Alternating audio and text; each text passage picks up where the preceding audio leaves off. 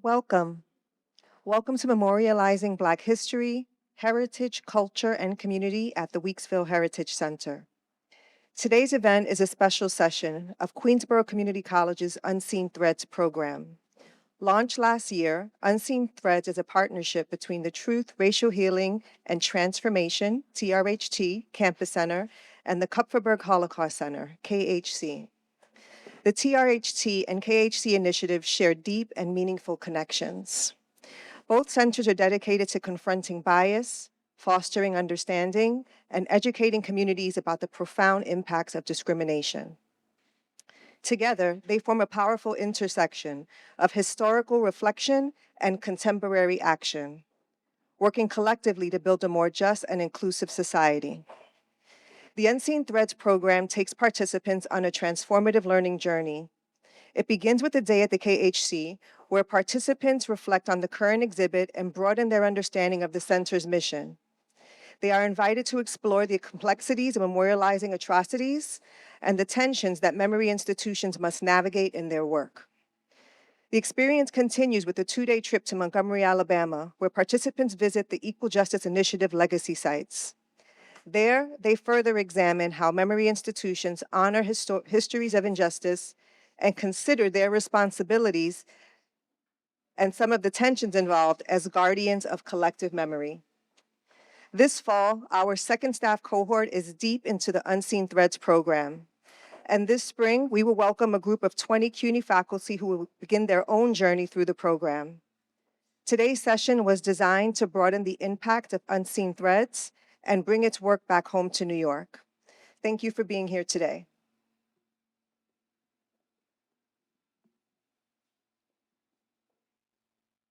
Thanks so much, Amaris. Hello, everyone. My name is Dr. Laura Cohen. I'm the Executive Director of the Harriet and Kenneth Kupferberg Holocaust Center at Queensborough Community College at the City University of New York here in Bayside, Queens.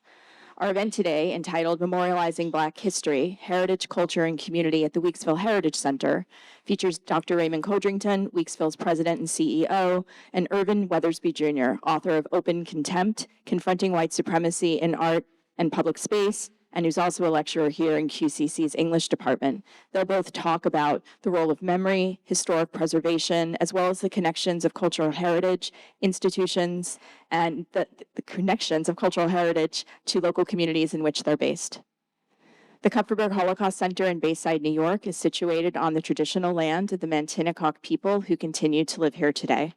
We offer gratitude and respect to all of the indigenous people of Turtle Island, past, present, and future, including the Lenape and Shinnecock peoples.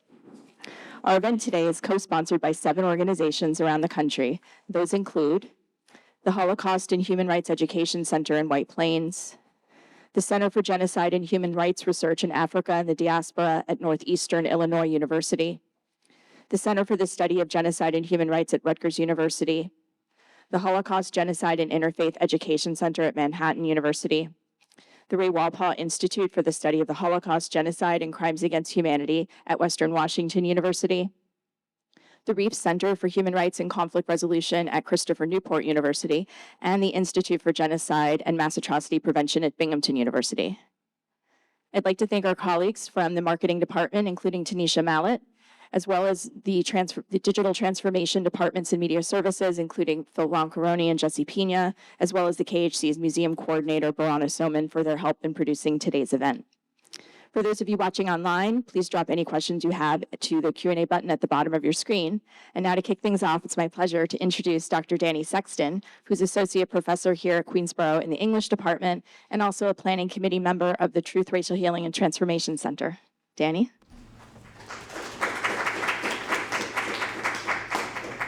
Thank you, Laura. Today I have the pleasure of introducing our 2 speakers joining us today for this event. We have Dr. Raymond Codrington, who is the Weeksville Heritage Center President and CEO.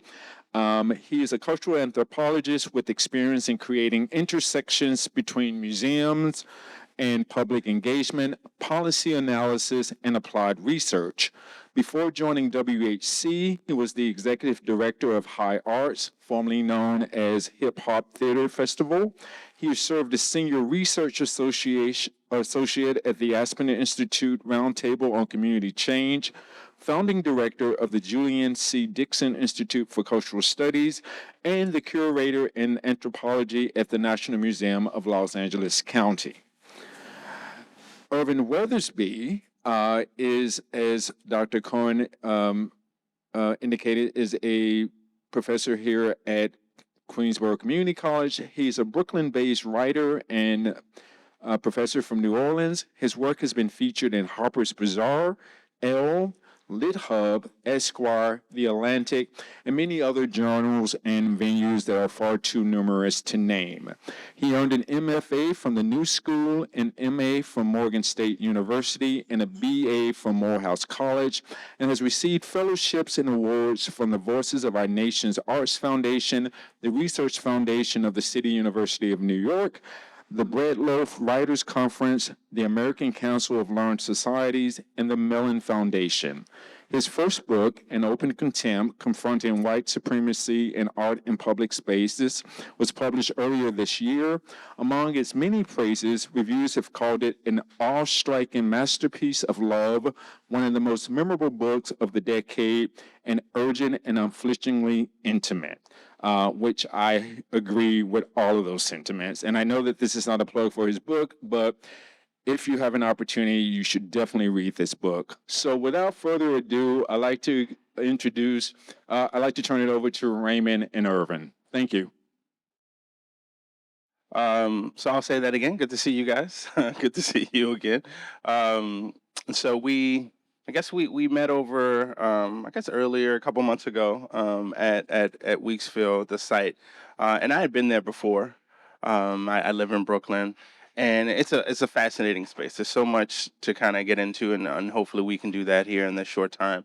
But I think it's important to kind of open with the notion of how did Weeksville get there? Like in 1968, these homes were found, and Weeksville, in terms of the Heritage Center, in essence, began. I wonder if you can kind of speak to that. So it's a pleasure to be here. Thank you for inviting me. It's a great question. The question is how we got here to this point goes through Weeksville. Weeksville is an historic Black community founded in 1838. This is 11 years after the abolition of slavery in New York State. So the houses that are actually on Weeksville's site are houses from that time period. So that's really, the rediscovery of the houses in 1968 marks the contemporary iteration of Weeksville as a cultural institution. So the houses were founded, and from the houses being founded, a cultural institution is birthed out of that. And it takes a long time to get to the cultural institution part. But, essentially these houses are extant homes. They are the physical remnants of this free Black community that are landmarked. Weeksville itself as a site is 1.5 acres and it is on the National Registry of Historic Places. So when you come to Weeksville, you are actually visiting or walking on the same ground as people who built that free Black community. And one of the interesting things is that it is in central Brooklyn. It's in Crown Heights. So the border between Crown Heights and Bed-Stuy, Bedford-Stuyvesant, some people still consider it Bed-Stuy, depending on who you talk to. Some of the elders still think of that as Bed-Stuy. So that says a lot about place and identity. But for us, the houses are actually pretty much everything. They are what brings us in conversation. They are actually undergoing a conservation and restoration and preservation project, an 18-month project, and the houses look absolutely stunning and beautiful. But essentially, the houses tell the story of how a free Black community was started. It says a lot about what was available in terms of resource-wise, what was available to Black folks at that time period. At that time period, you had to, so this is 1838, if you're a male and Black male above 25 years of age, and you own property worth above $250, you have the right to vote and enjoy full citizenship.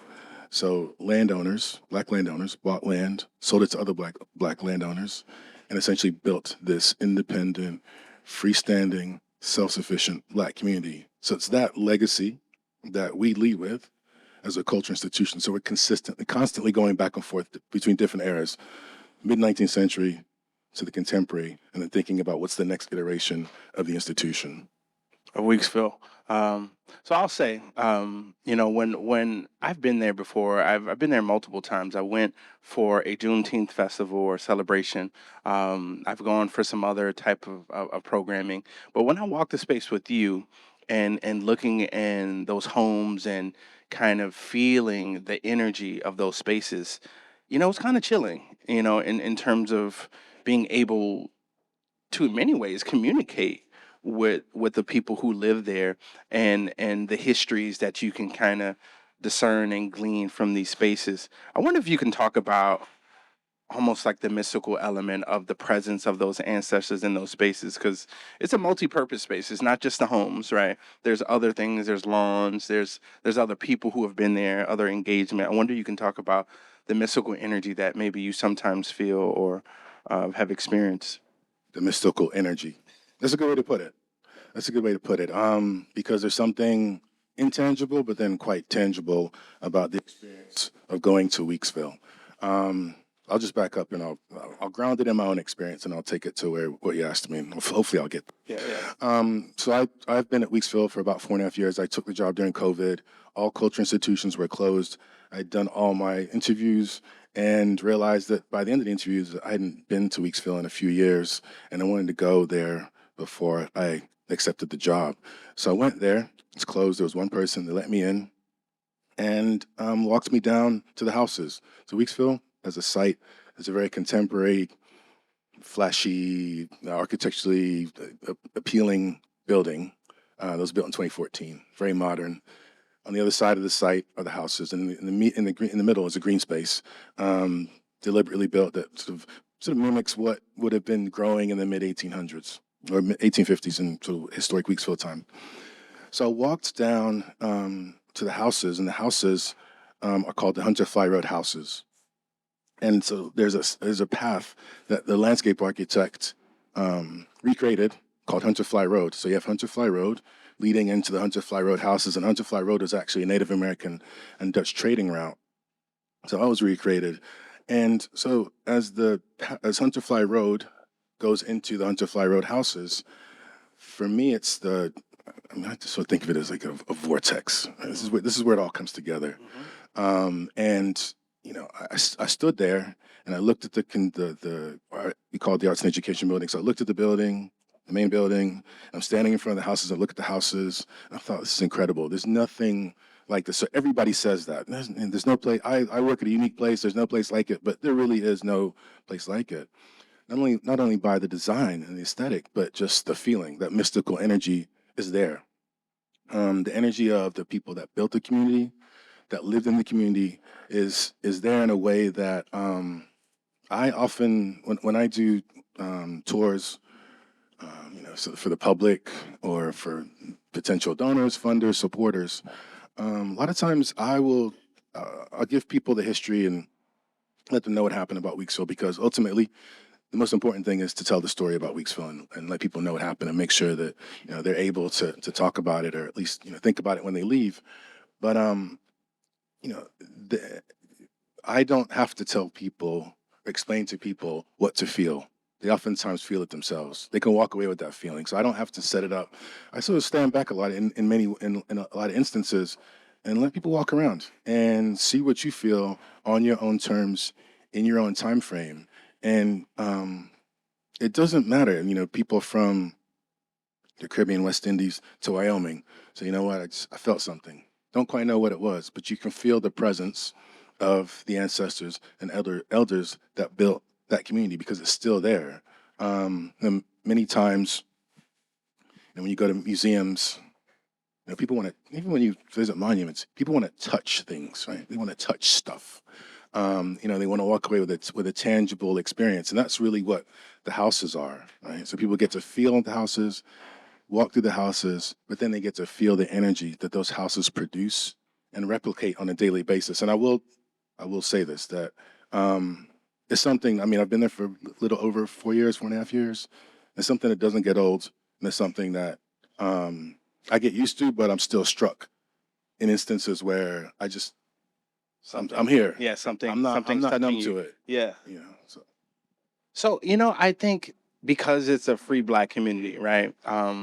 There's a sense of pride, if I can talk about that energy that exists when you're there. And again, I've been there in celebratory moments. And I think it's important to talk about the space as well as not a site of trauma, in a way, right? There was trauma because trauma is in our lives.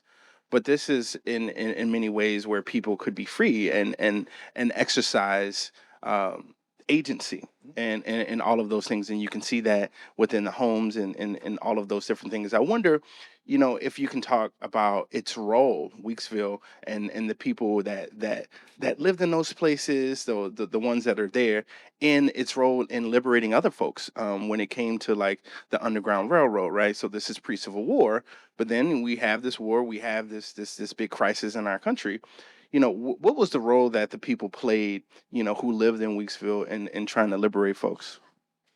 So, one of the tenets around Weeksville's finding an existence is that it was meant to be, it's always meant to be, a free space and a safe space for Black folks, for Black people, right? Because it was built by free Black people. 11 years out of bondage, which really, I mean, for me, that just to stop right there is incredible that folks have the tenacity, the guts to build a community that soon after slavery was ended, right? You still have you still have much of the vestiges of the the vestiges that the institution of slavery created and maintained, but people were able to build this community in the face of that. So there's always been a sense of resilience. But then a deliberate attempt to create safe intellectual, creative, and political spaces for Black folks during that time period. So when Weeksville has been, historically was sort of a hotbed, a focus, a center for anti-racism, abolition movements, for literacy movements. So there was a school there. There was a home for the aged, an orphanage. Had its own newspaper called the Freedmen's Torchlight. Had its own baseball team. Oh, that's a little. I mean, I don't know how liberatory sports are, but anyway, It can be. it can be. So it had institutions, and the idea about self-determination, economic self-determination, political engagement, citizenship. That's what the core of Weeksville represents. And I don't want it to be lost that this was deliberate, right? Because people often ask, well, this is a great experiment. I was like, no, there was no experiment involved. People knew exactly what they're doing. They bought land, they sold land, they built their own institutions in order to be self-sufficient. So I don't want that to be lost. But specifically in terms of sort of a safe space, civic engagement, you look at things like the draft rights, of the Fugitive Slave Act, draft rights 1863, the Fugitive Slave Act 1850. People came to Weeksville for safety, deliberately and on purpose, right? So I think it plays a bigger and outsized role in the ways in which free Black communities, and Weeksville specifically, created spaces for Black people not only to feel safe, but to engage in economic activity, political engagement, and really to define their lives on their own terms as best they could, given the historical and political circumstances and context that they found themselves during that time period. Wow. Yeah. So when you learn this and you're in these spaces and you get a full sense of all of the people who've come there, who've been there and what they were about, not just living together, but making sure that every aspect of their lives was secure and taken care of. I think that's a huge takeaway as well. And so I want to think about, that's the past, right? And a part of Weeksville is honoring the past, honoring the memory. But I think another really important thing that's happening there is what about the present? What is about the future? And I'll preface this with a monument that I saw recently in Boston. It's called Out of Darkness, and it's a monument to Solomon Northup. And Solomon Northup is the protagonist of 12 Years a Slave, right? He wrote this book. This was his life experience of being captured as a freed Black man and being sold down south to Louisiana. And this monument is actually a traveling monument, and it's actually pretty much retracing his steps towards freedom again. And it's such a really incredible concept and idea to think about how that can touch every community that he was in terms of trying to seeking his freedom. And so I wonder, like, what are the things that I know that are happening at Weeksville that are also trying to push us forward, thinking about all of these creative, whether it's programming or opportunities to just be in the space. I know, on the weekends, often you guys have like farmers markets, right, for people in the community to get low cost or free foods. So I wonder if you could talk about some of those things that you're doing in terms of thinking about the present moment and thinking about the future. No, it's a good question. As I mentioned earlier, the experience around Weeksville is very site specific because of the houses, because of the history, and because of the legacy. So we're never fully in the past and we're never fully in the future. We're always living in the present.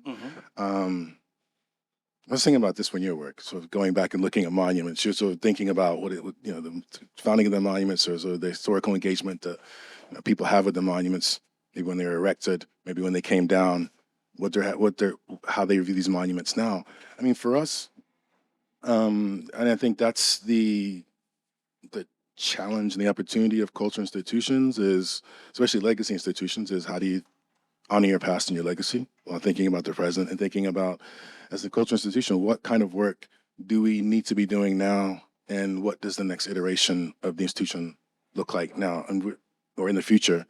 This is all front in my mind because we just completed a 5-year strategic plan, and the plan reflects just that. It's like, sort of, how do we continue to engage our communities in ways that we have in the past to provide programming that is consistent with what people know, what's worked in the past and what people know of Weeksville and the work. So we want to make sure that we're continuing that. So things like the farmers market. I say there aren't that many grocery stores around where Weeksville is. We're on a Buffalo between Bergen and St. Mark's, right? So the green market is not only a response to that, to provide heavily subsidized produce for our neighbors, but also to think about the connection that Weeksville historically has had to the land. So that's the back and forth. That's the historical. That's the contemporary. Weeksville's had a long engagement with the land. The land is everything to us. To have green space is everything to us, right? So because it was founded on the premise that you own land and you got to build a house and to be a citizen. But it's also, the green market is also an attempt to really fulfill a need that people have expressed, that we're in an opportunity to address, have an opportunity to address. We also do work around artist residencies. We just started a curator in residence program, and that's really helping us think about ways that we can interpret and reinterpret the history of Weeksville in a very contemporary way. We just had our last artist in residence was Nona Hendricks, and she created a 27 by 4 foot augmented reality mural that we told the history of Weeksville, so history in quotes, in a non-linear way, right? So more thematically based, and you would experience this through a smart device, phone or tablet. So there's that kind of work. So for us, obviously there are the tours and thinking about ways to update the way in which we interpret the history through our tours. So for us, it's a very it's a broad mix of meeting people where they are, leaning into very traditional museum going or museum pedagogical tools, while at the same time thinking about very, in my mind at least, progressive and new technologies. Because you're always you don't want to leave anybody behind. Meet people where they are, but don't forget about the mission. Don't forget about the history. And then, also as the president and CEO, also reserving some space where we're just going to do something that you're probably not going to know about. We're just going to try it. We're going to try something very new.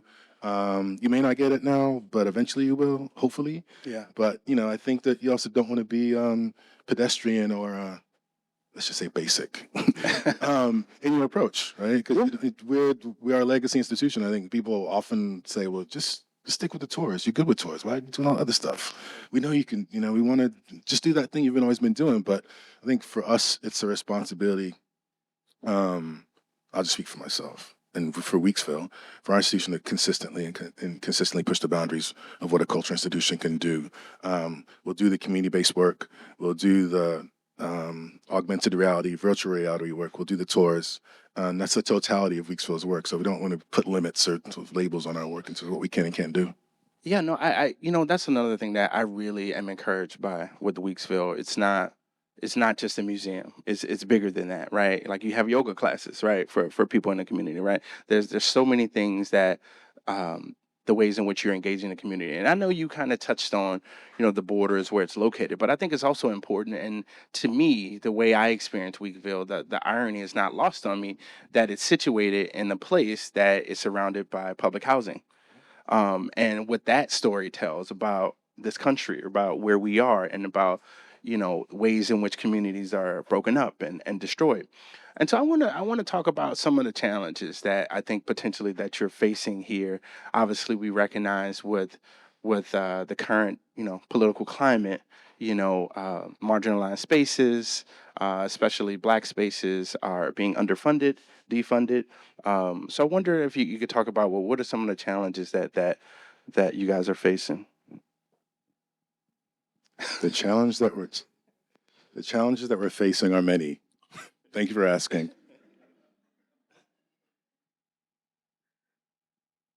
Challenges that there are challenges that go on with running a culture institution, nonprofit culture institution, right? Funding is always going to be an issue.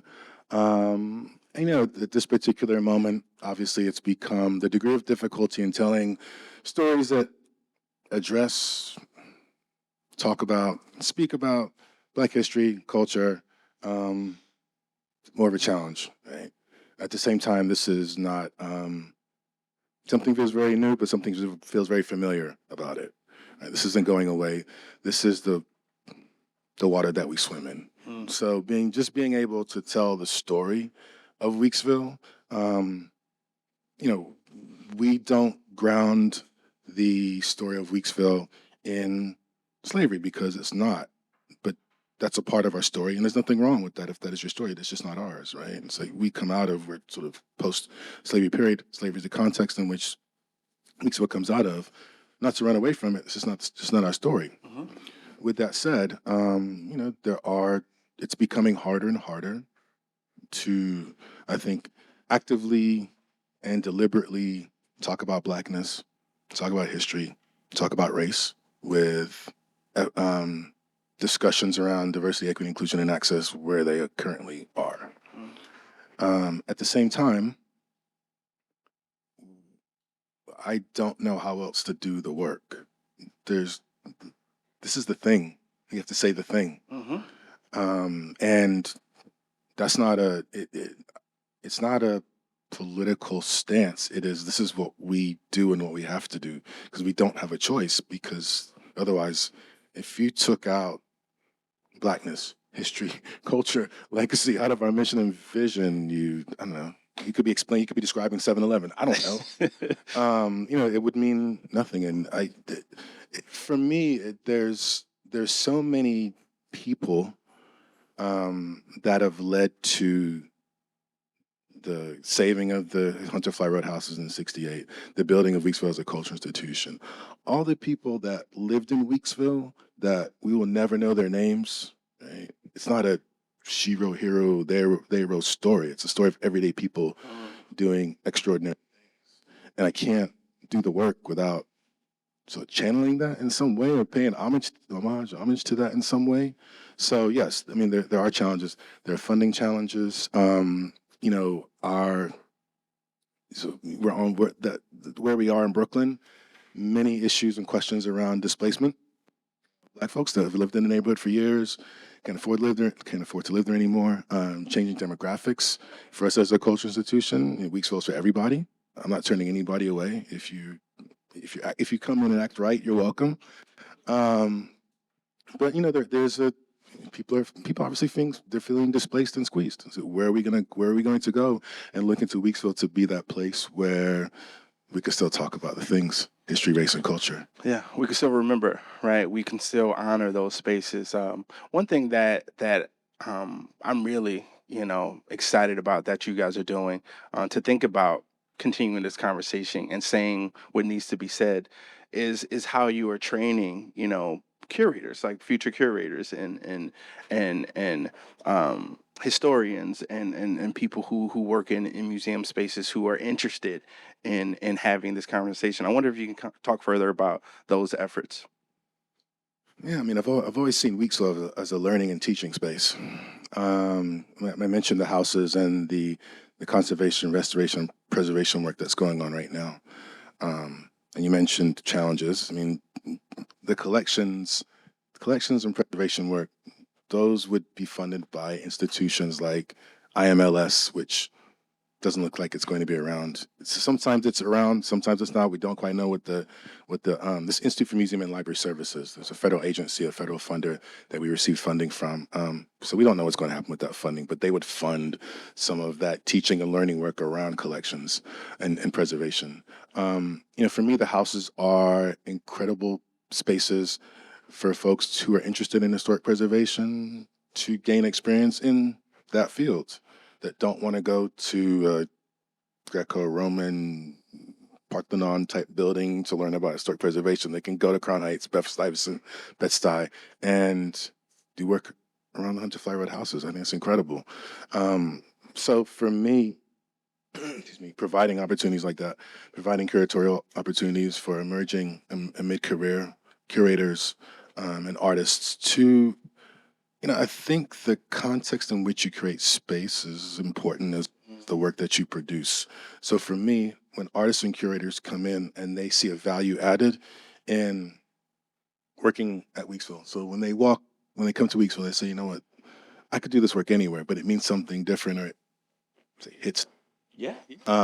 If I do and when Weeksville, Yeah. because it's informing my work in a certain way that I wouldn't get the same kind of product if I was in another place. I think you hit it spot on. It's hard to kind of really describe it until you experience it in many ways. And I had this experience recently. I went home, as it were, to Morehouse for my homecoming after 20 years or so. And, I love Morehouse. I always love my institution, all of these places that are foundational to who we are. But when I went there, I kind of forgot of how significant it was to be taught and learn and to grow in a Black space. And it's like, oh, wow. I was almost brought to tears so many times just by the love and energy of those spaces and what they mean to us. And I think that's what's happening at Weeksville. And that's why, I applaud all of your efforts. And I hope that we can continue to kind of fight those and push those challenges. But I want to ask you another question about all of the wonderful work that potentially is happening here in New York City with other institutions and how you potentially partner with them. We talked about, right before this conversation, we talked about the Studio Museum in Harlem reopening and what that means as a cultural institution for Black people in this city. And how do you kind of engage with those other places? How do you also support other, Black-centered kind of spaces around the country? So Studio Museum is, I don't know if you've had a chance to go, it's incredible. It is an experience in and of itself. I was lucky enough to go on a hard hat tour before it was open, and then to see the space open with work in it. I don't say this very often, but it's breathtaking. I do think Weeksville is a better experience, so go to Weeksville first. No, it's different. It's an art. Anyway. So I think there's a couple things. One, I think it's important to support institutions. I also think it's important to support colleagues. Often there's this isolation that we sort of feel as leaders of institutions, and oftentimes, we inherit these institutions when they're in different arcs in their trajectory. We don't always inherit them in the most apex part of the arc. So there's a lot of that discussion. So, and I say that because you asked about sort of supporting and engaging other Black institutions. That's one way that I do and Weeksville engages with other institutions, is having those formal, informal conversations, co-programming, supporting each other's work, supporting each other's artists, sort of network of organizations that really sort of not propping each other up, but are in direct dialogue and contact. On a more sort of formal, in a more formal way, Weeksville is part of what's called the Cultural Institutions Group. So these are CIG, Cultural Institutions Group. These are 39 institutions in the city that sort of have get baseline funding from the city every year. And within that, Studio Museum is one of them. We became a CIG 5 years ago. I think Studio Museum became a CIG in maybe '68. But, there are opportunities to support the work in those ways through institutions like the CIG. We have started a collective of Black preservation-based organizations of different scales that's ranging from sort of us, Lewis Latimer House, Lefferts House in Prospect Park, Louis Armstrong House. These are institutions that are squarely interested in preserving Black spaces and Black history. So, and from a preservation perspective, so it's in its very nascent stage of development. But it's good to have those networks and spaces for us to dialogue about our work, to share strategies, talk about what's going right. Hopefully that outweighs to talk about what's not going right. Yeah. But it's important for institutions to be linked, and also for leadership and staff from institutions to be talking to each other, because oftentimes you can feel like you're doing this work by yourself. Am I the only one? Am I the only one this is happening to? Probably not. Yeah. So, I asked that question too because I think when people think of, free Black communities, there's Tulsa, there's Greenwood, there's Rosewood, there's so many others, but rarely do I feel like people bring up Weeksville, and I wonder, why is that the case, and what becomes some things that say, okay, how do we make sure that when people come to New York City, they know that they need to also visit Weeksville, right? Maybe you go to the 9/11 Memorial, maybe you go to the Whitney, you go to the Met, but you also go to Weeksville. Like, how do we make that happen? Ooh, that's a good question. It's funny. It's funny because oftentimes people. I'm sorry. Oftentimes people visit Weeksville and they say, "Why didn't I know about this? Why isn't it in schools?" I was like, "I don't know. I wish I knew." I mean, I think it's you want to move from you want to move out of the if you know space. That's kind of where Weeksville resides. Yeah. A lot of sort of civic engagement at the very, very local level. People in Brooklyn, a lot of people in Brooklyn know, but a lot of people don't. So I'll say, one, it's a sort of, unless you're the large cultural institution, I think some of the smaller, medium-sized cultural institutions have some of the same questions and issues. I think for Weeksville, I'll speak as the current leader, and just me. My observations as the current leader for the last 4.5 years, I think it's telling the story in as many ways as possible and not shying away from the mechanics of marketing and PR. I don't want to get into the weeds on sort of, institutions and leadership, but we are in an age now where you have to catch people's attention, and the content is delivered in certain ways. We operate at, that's kind of like neoliberal links of economies of scale. So you have to sort of be out there at a certain scale and have all this, sort of generate as much media as possible. But I also think that, for me, outside of that, the opportunity and the chance to institutionalize the work in larger systems, say DOE and NYCHA, so that there's a sustainability model. So when I leave, I'm not saying I'm leaving, but when I leave, that Weeksville is in schools. So you don't have to say I didn't know about Weeksville. But you would know about Weeksville because it was taught in school, or you came to a visit. It should be a stop, at least at minimum, for every Brooklyn school to visit Weeksville. We have an after-school program we've been piloting with NYCHA that deals with history and sort of spoken word and performance and theater. We've been piloting that. We want to move it to other niche developments. So I think if there's a scale question. I think Weeksville's been a little shy in the past, which is not a bad thing. Yeah. It's time to stop being shy, because I do feel that if there is a moment for Weeksville to come out and tell the story and to be as accessible as possible, now is the moment. Because you know what the stakes are pretty high, right? And what's on the table is truth. I mean, and I'm not editorializing, but I can walk you to 158 Buffalo Avenue and show you houses that free Black people lived in the community. That I can tell you this is the community that they built. I'm not editorializing. This is fact. This is history. Yeah. So for us, it's like we have there's a moment here. There's a moment to step into, and I'll just come back. There's a moment to tell the story and tell what happened here at Weeksville. So I wish I had the formula to know why, the visibility isn't higher. I can speculate, I can look at the past record, but I'm looking forward and thinking about what can we do so that, I don't get that question as much. You just hit my button on that one. Well, I mean, it's really, it's an open-ended question, right? It's not just for you, it's for everyone. It's just the notion of like, how do we amplify these spaces? How do we think about, okay, yeah, this was about everyday people, but there are some really notable people who also lived in these communities. Like, this was foundational to what New York City became, in many ways. And I don't know if you want to. Yeah, I mean, but it's who gets to tell the story about what's right, foundational, right? Who owns the pen? Who's the lion? Kind of thing. Or the hunter. I think that stories get written in and written out. Yeah. Right. So for me, I was like, Weeksville needs to be written in or amplified. Yeah. Is also, I think, an operable and an appropriate word or term or strategy in a lot of ways.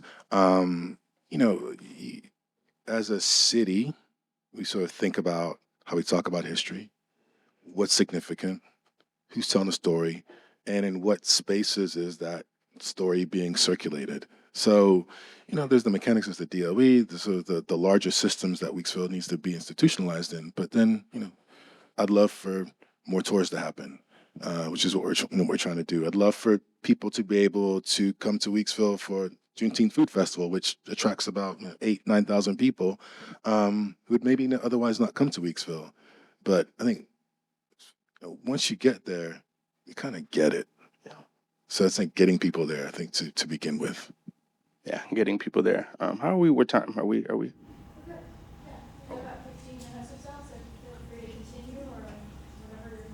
15 minutes for questions, or? We've got about 15 minutes. It's 12:43. Okay. All right, so we can keep going. Let's go.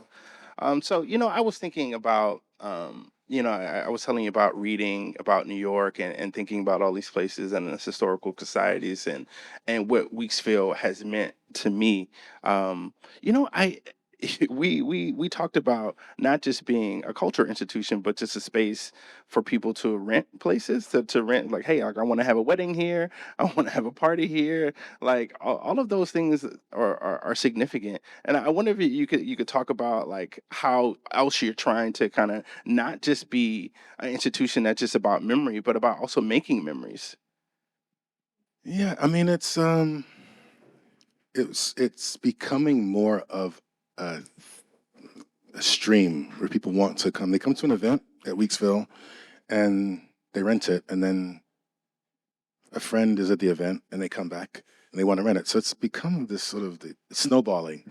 And it's really interesting. I mean, the range of events that now happen at Weeksville. I mean, part of it is the geography. Where we are, there just aren't a lot of rental spaces if you want to have above a certain number.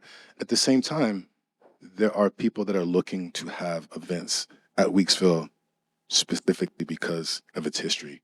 I want to have my event in this kind of space, and it means something to me. So we get everything from sort of like weddings to foundations having their social justice foundation. They want to have a retreat. We have professional development opportunities for teachers. But I mean, it's it has a number of different kinds of spaces. It's a unique configuration where you can have events inside, outside.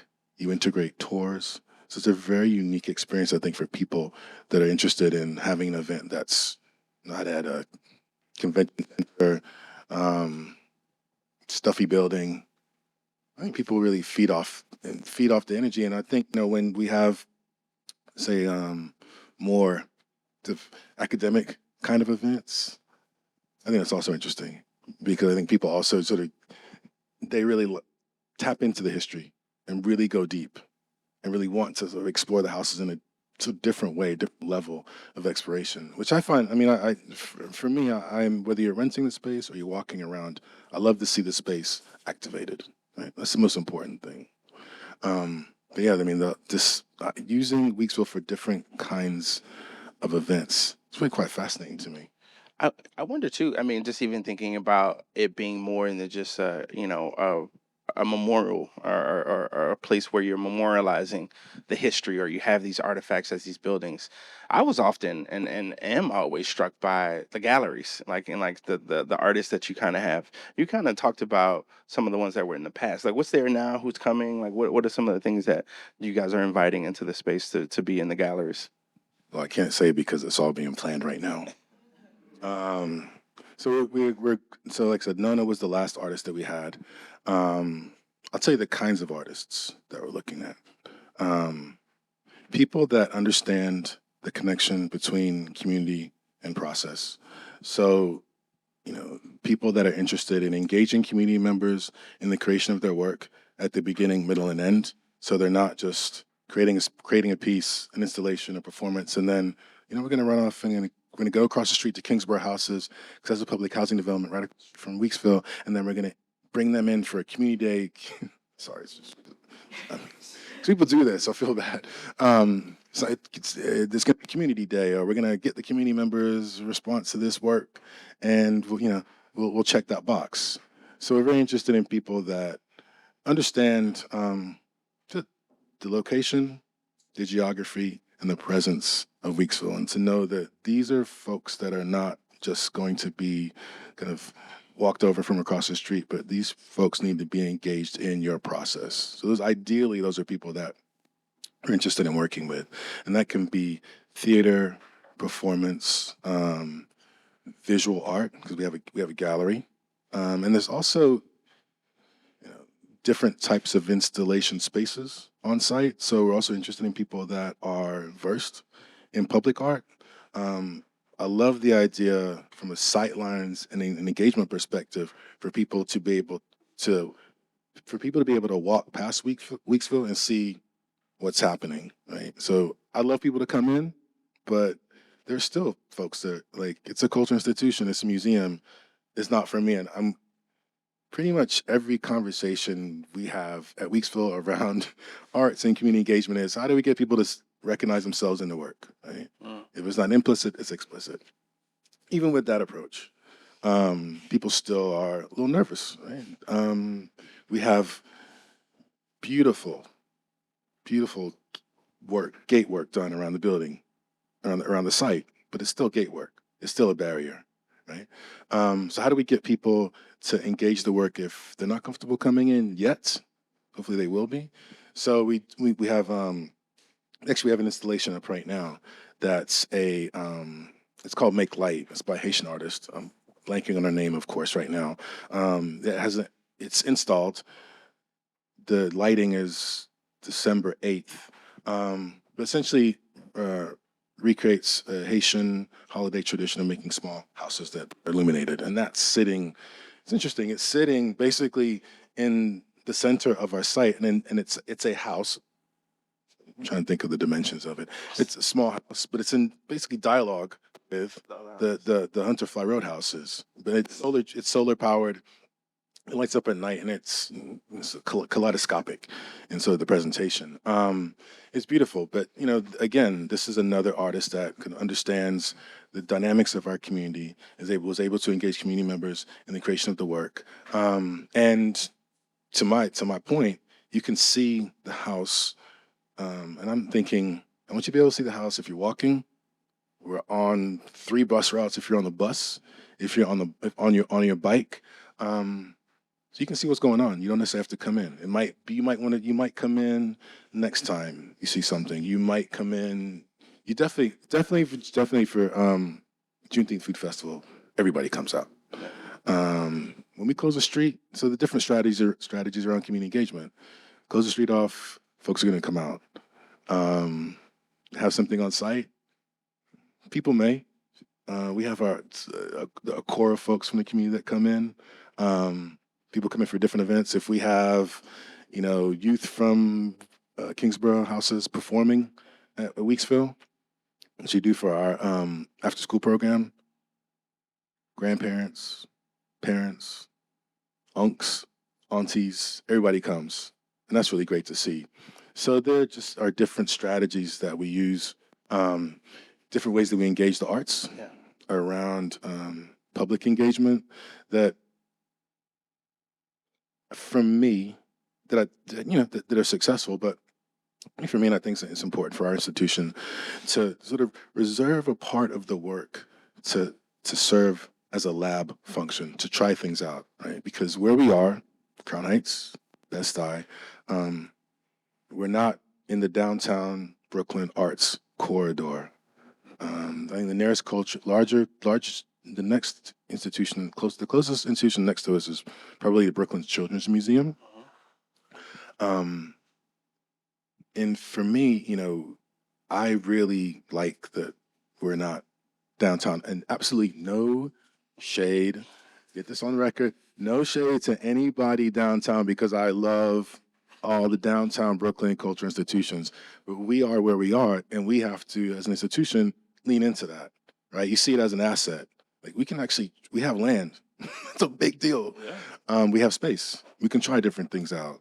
And I think for us is to think about and rethink sort of what is the role of cultural institutions in neighborhoods? Why are we doing a green market? Why are we doing Juneteenth Food Festival?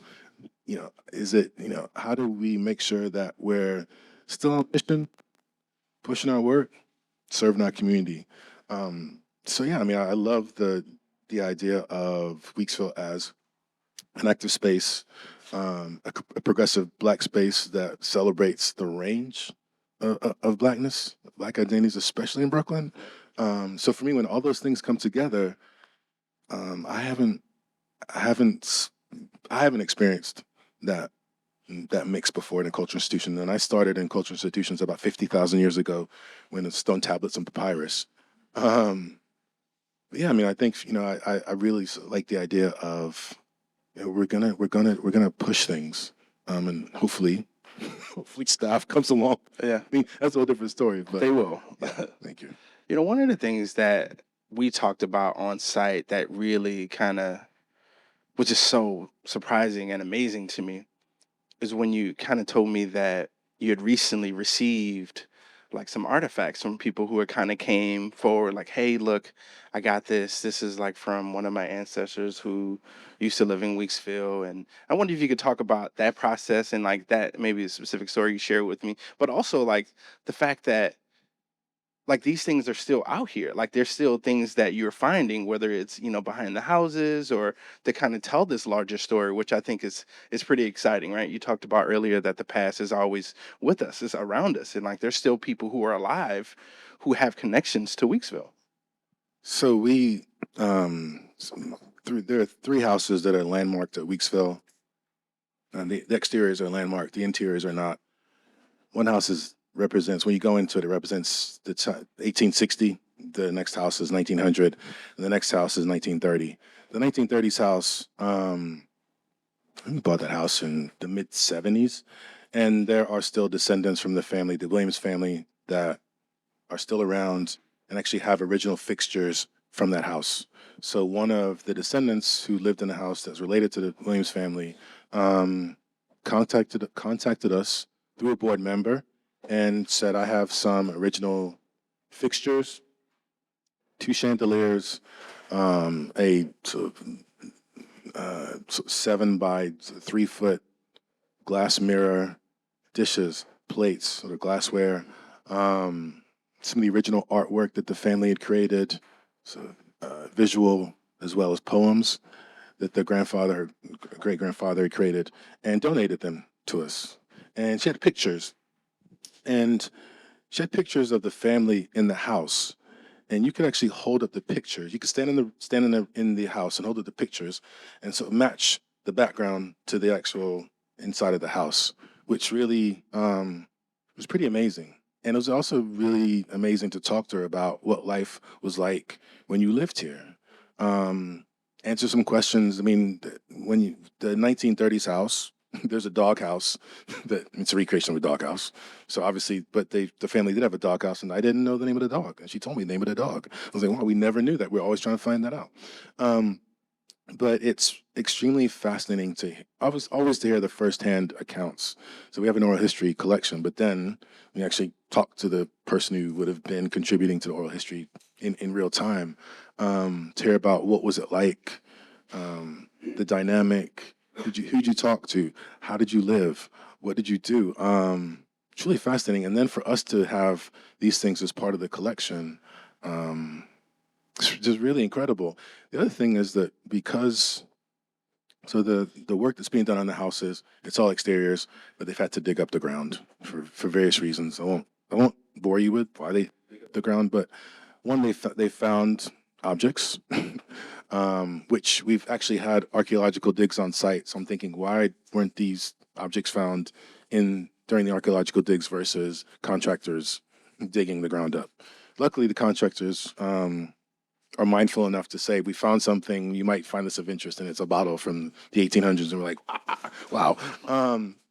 But they're doing exterior work. So they're working in the walls, and they found remnants of there's some what do you call it, wallpaper. They found remnants of children's toys, and found out that one of the people that lived in the houses at one time was a toy maker.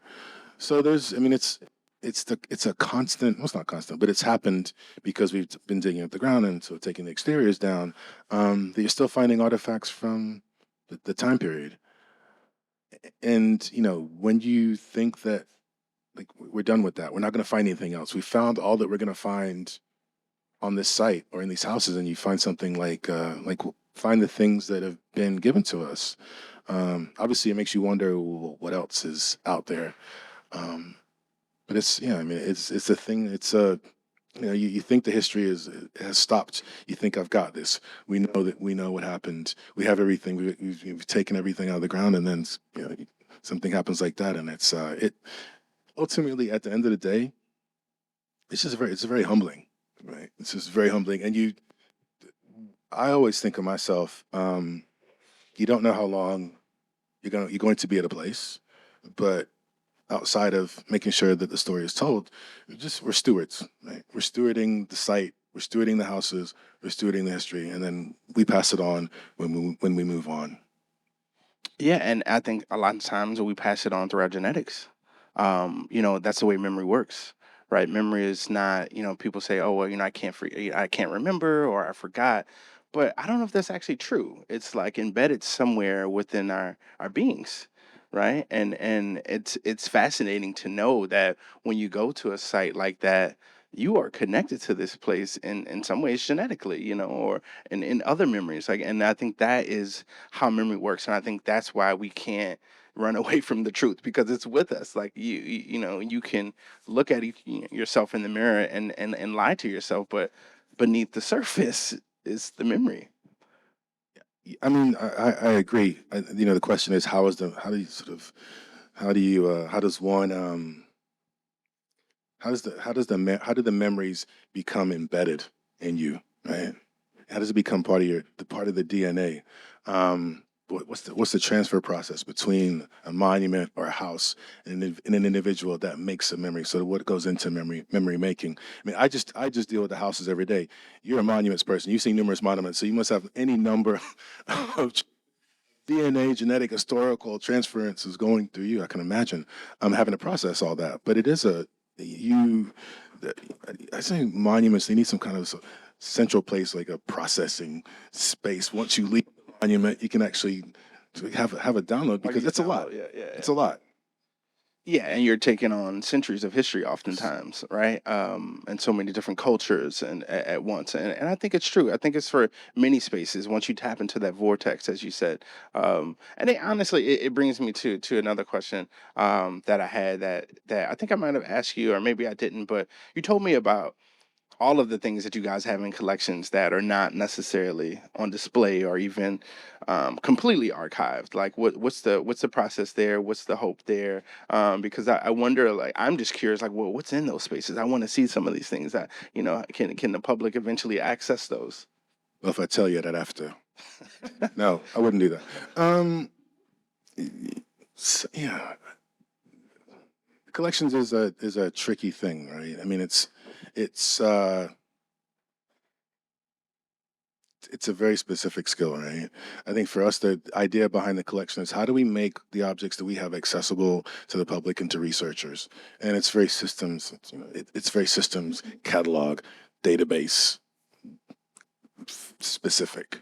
So it's really setting up the larger systems that we can take our objects, that we know what objects we have, we know where they are, we have all the correct information on them, and we have a way for them to be made accessible. And that's the process that we're going through now with our collections management and our collections team. We have some of it can be accessed, oral histories, photograph archives. Some of the objects are available online, but it's an issue of scale. So we are actively fundraising in that area of collections and collections management to think about ways that the collection can be made accessible. So if you want to look up a pot, or you want to look up a boot, or you want to look up information about other objects that we have, if you want to access an oral history, a photo archive, we make it as easy and as accessible as we can. And that's the process that we're going through now.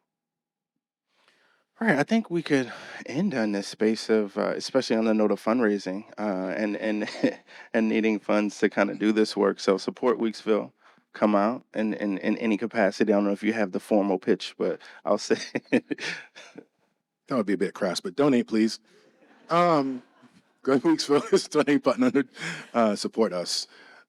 I mean, support Weeksville, but support your cultural institutions, right? Go to events, obviously donate. Let them know that they're there. Right? I'm not going to go into the mechanics around this. Is obviously, these places don't run themselves. There are staff. There are any number of expenses. Weeksville, you may come and see the houses. Little do you know that there are 38 geothermal wells under the ground. We are a gold lead building that gives us heat and air. But there are systems that maintain those systems. And obviously, the kind of support that you give to a place like Weeksville supports all the programs, but it supports the non-appealing stuff like the infrastructure, which is really the nuts and bolts of the institution and how it runs. But when you support an institution like Weeksville, you basically allow us to be able to continue to tell our story to as many people as possible, in, let's just say, in authentic ways that reflect respectful of the legacy of Weeksville and the time that we're in. So yes, support Weeksville, but also support the performing arts and culture here at the college. In your neighborhoods, I know Queens has, although I'm a Brooklyn person, and I've made the pilgrimage to Queens. New York City has, I'm not just saying this, obviously top tier, world-class institutions. So I hope that you're able to visit them. I'm gonna just bring it back. Visit the Studio Museum. But definitely come to Weeksville. I would love to see you. I'd love to see you. Love to have you there. Book a tour and attend our annual gala on May 7th. But overall, thank you for the conversation. thank you, brother. Yeah, it's been good. Appreciate you, man. Yeah.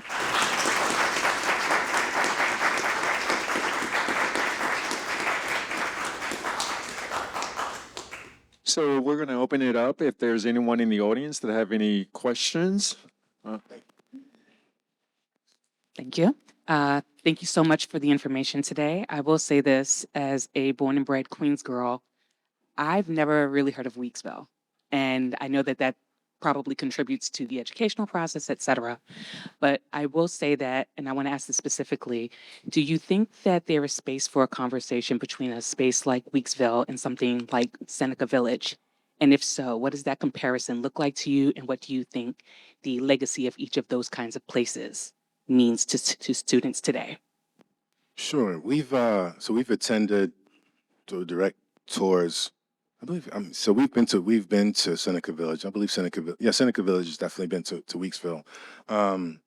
So I think it's scale and depth. Sort of what is it we know about each other, we talk to each other. We've talked about doing joint programming, especially around the anniversary of abolition in New York State, and then the founding of the U.S. more generally.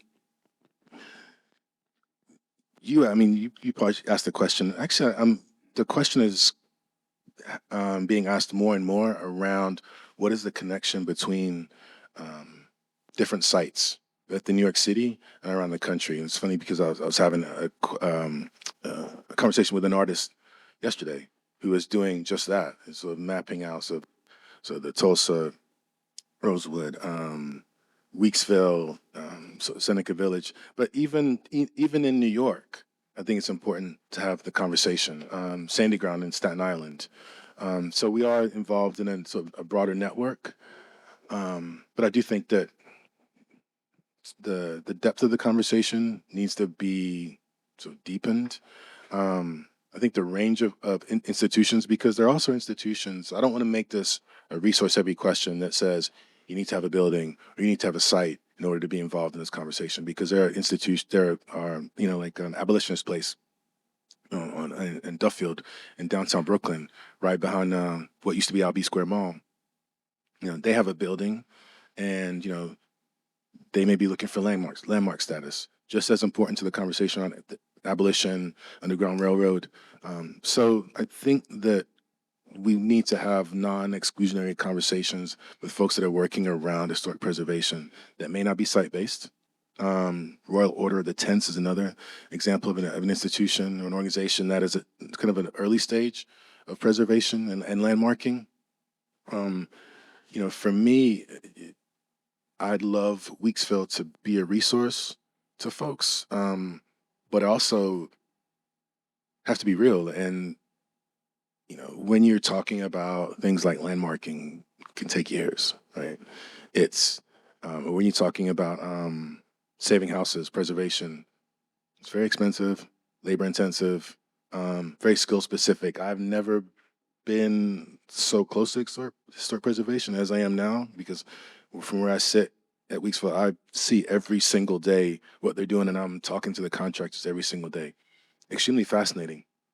But all that being said, I think there are opportunities. So, for example, if I can talk to an institution or an organization about this is what this is the capital process. This is what we did to get capital money to do the preservation work on the houses. I'd love to be able to share that knowledge. So that's partially why we are convening these groups, or this group of Black historic preservation sites, as part of a collective to share those lessons. But I think there's a lot of opportunity and a necessity for historic sites in the city. I mean, we can even start in the city, but nationally as well, to be connected. I just had a quick question. You talked about Weeksville being a specific part of the Black experience history beyond slavery. And a lot of the places across the country, once those communities sort of got that sustainability, they were targets, either by massacre or by eminent domain. When you talk about Seneca Village, how did Weeksville avoid that? It did and it didn't. So we have 3 houses that are left from Weeksville. So Weeksville, the houses are saved. They basically in 1968, through the efforts of an archaeologist, a pilot, and a professor at Pratt.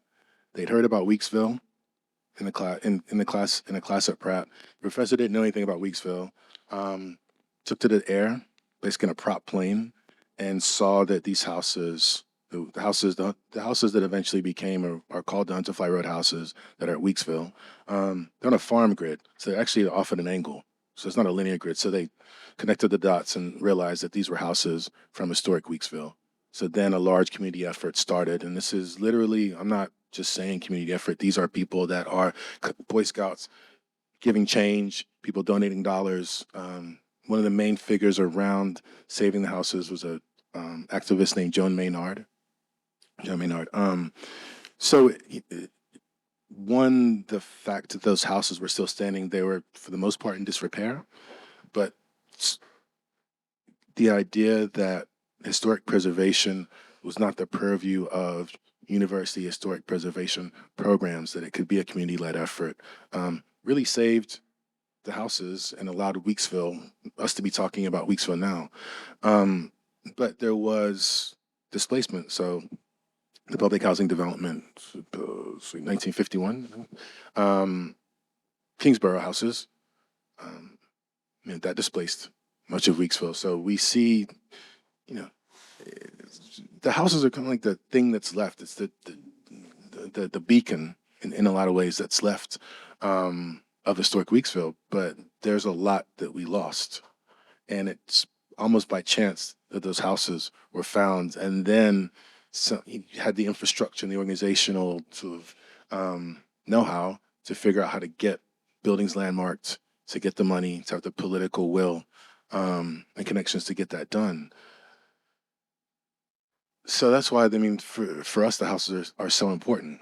It's also important to know the story around, this was not fill in the blank university coming in and saying, save these houses. It was people that were community members that said, this is our history. This is important. People need to know what happened there. We need to save these houses. So it's a fairly unique story, a bit of a success story, but for everyone, so the mid 1800s, there probably were about 100 free Black communities, right? But we're not talking about them. We're talking about Weeksville in a lot of ways because of the houses. And like we've established in this conversation, there are any number of people that still don't know about Weeksville. So there's still work to be done. Well, to further that question, I wonder if you could just even speak, briefly, just like, well, how big was the community? Like, how many houses were there? How many people lived there at its height? We don't know how many houses, but there are about 531, between 531 and 550. We get different reports. We'll call it 550 individuals that live there. It would have been, so Weeksville is located on the eastern end of it. So it wouldn't have been in the sort of core center. Weeksville would have been sort of on the eastern outskirts of it. We know that there were commercial districts. We know sort of houses, cemetery, but there's no because there weren't written records like that. You could track the numbers of people, you can track addresses, but we don't exactly know the number of houses or what those structures look like. The Hunterfly Road houses are they are emblematic, characteristic of the kind of houses that were there. They're called not to nerd out too much, but they're called vernacular houses. So these are houses that are very definitive of the time period and the area. So these are the kind of houses that you would have found in Weeksville. Hi, I'm the program coordinator for the Gallery Museum Studies degree program here at Queensborough, and we teach about Weeksville every semester. So your institution is built into our Intro to Gallery Museum Studies courses, and the students are learning about it all the time. So thank you for the work you're doing. My question is, what is the best way for those students who are community college students doing an associate's degree in Gallery Museum Studies, who, it's a diverse group of students. We're the only associate's degree in the CUNY system, so the first and most affordable entry point into our field in New York. What's the best way for them to get involved in Weeksville with, at this early career stage? Depends on what they want to do. We have a burgeoning internship program. I don't know. I talked about not more people needing to know about Weeksville. at the same time, we're having a bit of a moment. So that feels kind of good. And more people are approaching us around professional development opportunities and internships. So I can give you the email for our internship person. We're at the point now where we're taking on students from museum studies programs, but I don't want that to be a barrier. Right? You don't have to be in a museum studies program to work with Weeksville. So I can connect with you after.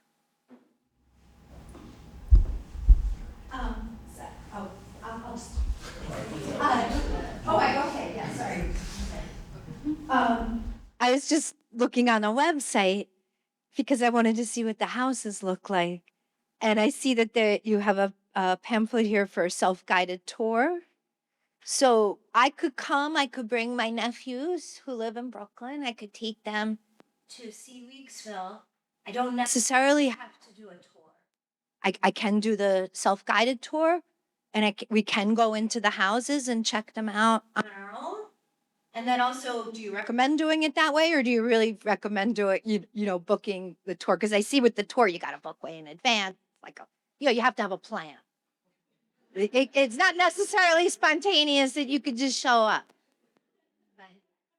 So what do you recommend when I go to Weeksville? How So should I do it? you're putting me in a position to say that I'm anti-spontaneity. No, not at all. I don't think that's what you're saying. I don't. No. But you're asking me. I would say book a tour.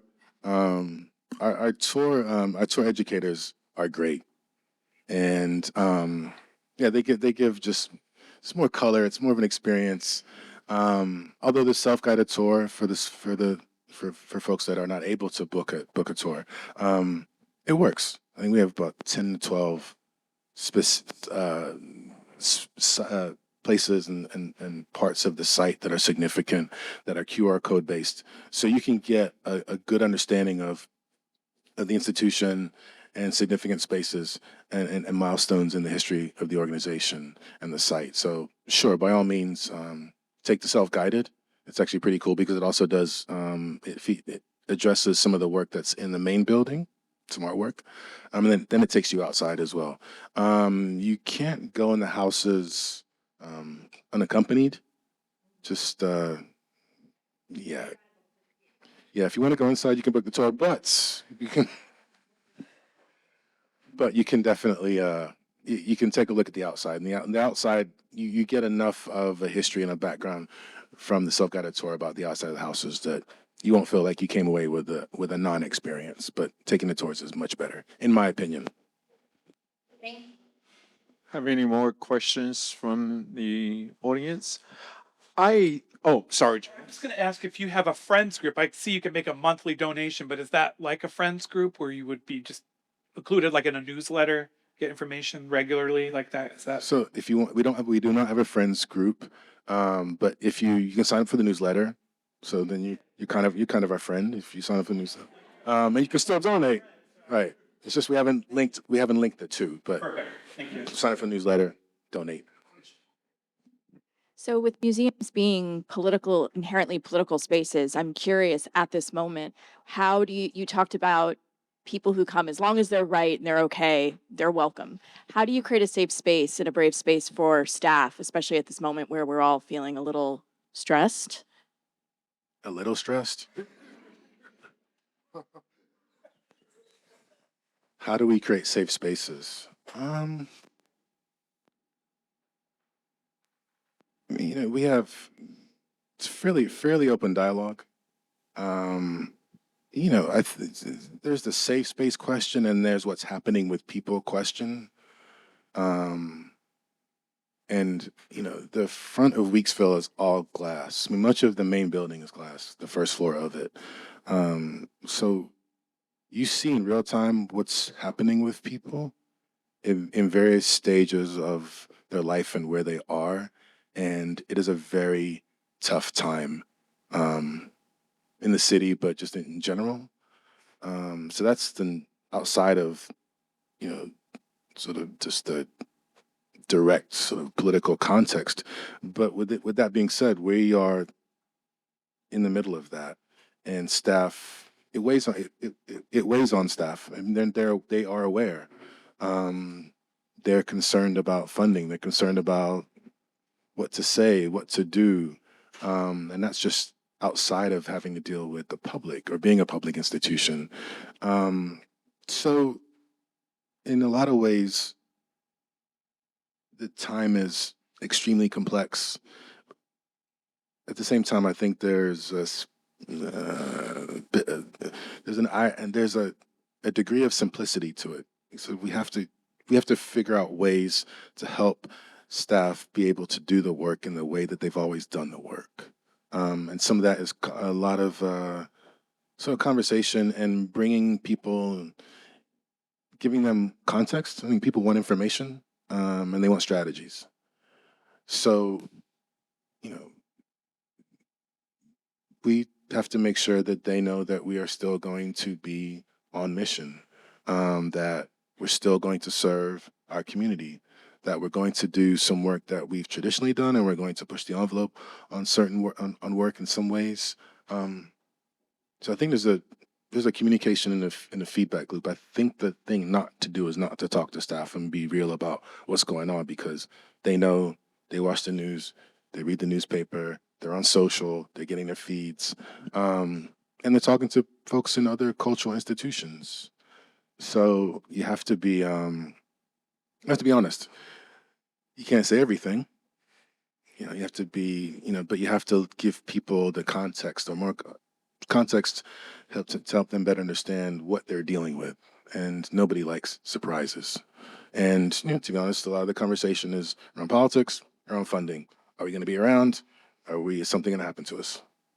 And you said it, hard conversations to have, unfortunate conversations to have, but this is where we are as a sector. So speaking of that, I know it's a tough time. I recognize that. However, a couple weeks ago, citizens of New York City, November 4th, decided to choose hope. They chose another direction. It was a hopeful moment for me. I will say that. So my question is, when is Zoran coming to Weeksville? How do we get him out? It's funny. I just had this conversation this morning. He can, as the mayor elect of New York, and the mayor as of January 1st, Mayor Mamdani is welcome to come to Weeksville anytime he wants, and we welcome we welcome a range of political actors as well. Weeksville's for everybody, if you act right. With that said, I mean, one of the bigger questions is what's going to happen with arts and culture under a new mayorality, a new administration, and we don't know. My sense and my hope is that we have a mayor that understands the importance of arts and culture to New York City, but also the need to support artists at a living wage, that are resourced, and there are creative spaces. I mean, time, space, and money for artists. And hopefully the administration will recognize that. We don't know what's going to happen. Mayor Mamdani, you are welcome to come to Weeksville anytime you like. I will give an open invitation. I will send you out my email in the chat. But no, I hope he does come. I hope he does come, and I hope that it's harder and harder to be an artist in New York City, and hopefully it won't continue in the same way. But I think it would behoove Mayor-elect Mamdani or Mayor Mamdani to come to Weeksville. He needs to hear the story just like everybody else is. And I can talk about affordability. Is there another question? Yeah, no. So I guess we're going to wrap up. I'd like to thank Raymond and Irvin for this very engaging and dynamic conversation. And I'd like to also thank our participants, both those who are here in person and those who joined us online. It's very appreciated, and thank you. Thank you.